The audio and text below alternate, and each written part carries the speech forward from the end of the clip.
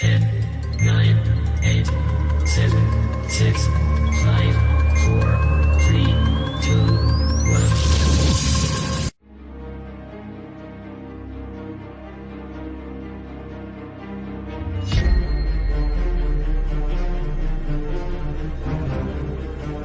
1. El 22 de junio de 1941, la Alemania nazi comenzó un ataque sorpresa contra la Unión Soviética, nación aliada que la había ayudado previamente durante la invasión de Polonia. Al final de aquel año, las tropas germanas habían avanzado cientos de kilómetros por el territorio soviético, hasta situarse en las afueras de la mismísima ciudad capital de Moscú. A su paso, no solo dejaron un rastro de miles y miles de muertes de soldados soviéticos, sino que también iniciaron masacres masivas y tomaron millones de prisioneros. Se trató de la ampliamente conocida Operación Barbarroja, una ofensiva que respondía a las ambiciones de Hitler de expandir las fronteras del Tercer Reich hacia el este europeo. Para ello, la Alemania nazi utilizó una fuerza con más de 3.500.000 efectivos, algo que la transformó en la operación más grande en la historia militar moderna. Asimismo, esta decisión del Führer de enfrentarse a uno de sus originales aliados terminaría por marcar un punto clave en el transcurso de lo que fue luego la Segunda Guerra Mundial.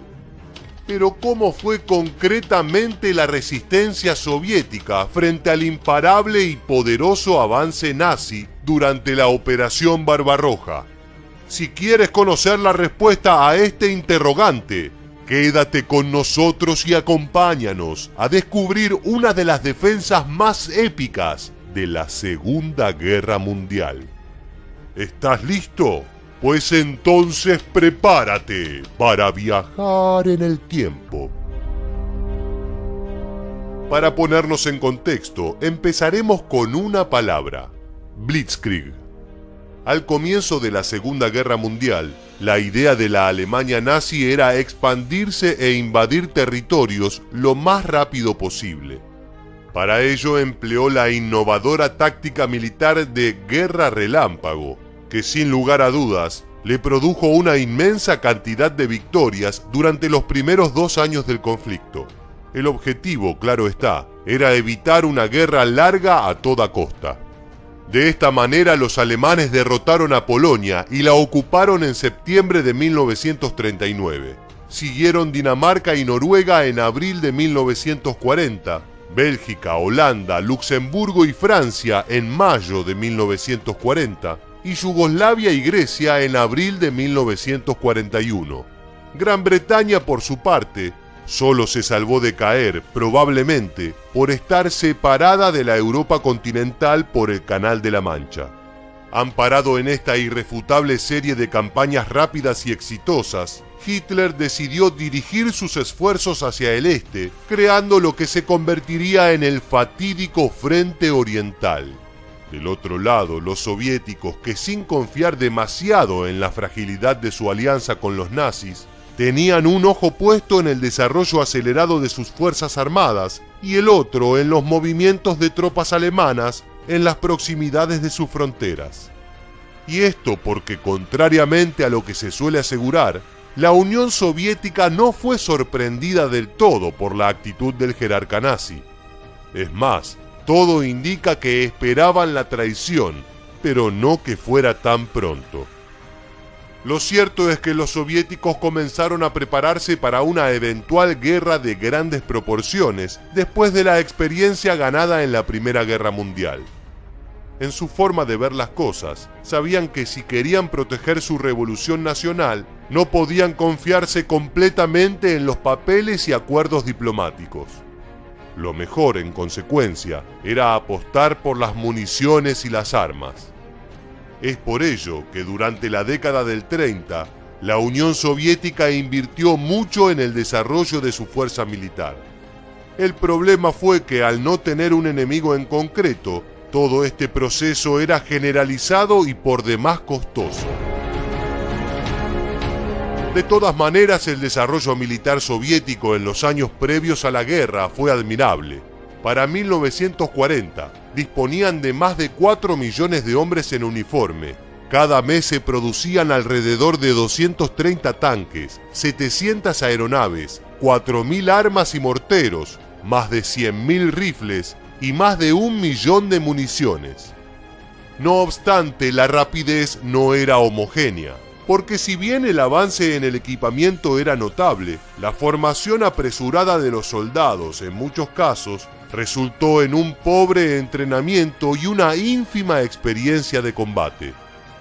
Aún así, más allá de los mencionados defectos en la preparación, la ofensiva alemana no los tomó por sorpresa. De hecho, en la velada previa al ataque, el gobierno soviético ya sospechaba que algo estaba por ocurrir. Incluso una semana antes, se dio la orden a las tropas para que se movilizaran hacia las fronteras en cuestión. Y en la misma noche de la invasión, se les ordenó que fortificaran sus posiciones defensivas, que tomaran medidas contra posibles ataques aéreos, pero que evitaran provocar al enemigo. Esto último porque no querían quedar como los agresores frente a la comunidad internacional y porque realmente todavía no estaban en guerra con su entonces aliado. Pese a dicha preparación y anticipación a los deseos de Hitler, es cierto que al inicio de la Operación Barbarroja, en las primeras 6 semanas, la Blitzkrieg alemana arrasó casi por completo cualquier resistencia presentada por los soviéticos. Sin embargo, contrario a los planes nazis, la enorme cantidad de soldados del régimen de Stalin, una vez que pudieron recomponerse del golpe y reagruparse, se pararon estoicamente contra el avance del Tercer Reich.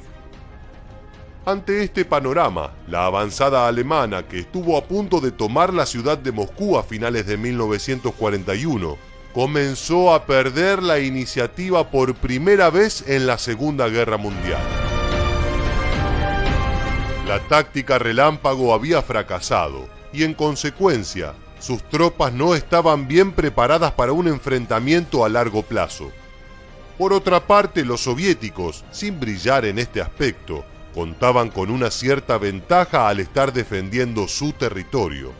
Fue esta falta de provisiones y equipamientos germánicos lo que permitió a la Unión Soviética contraatacar y empezar a torcer el destino a su favor.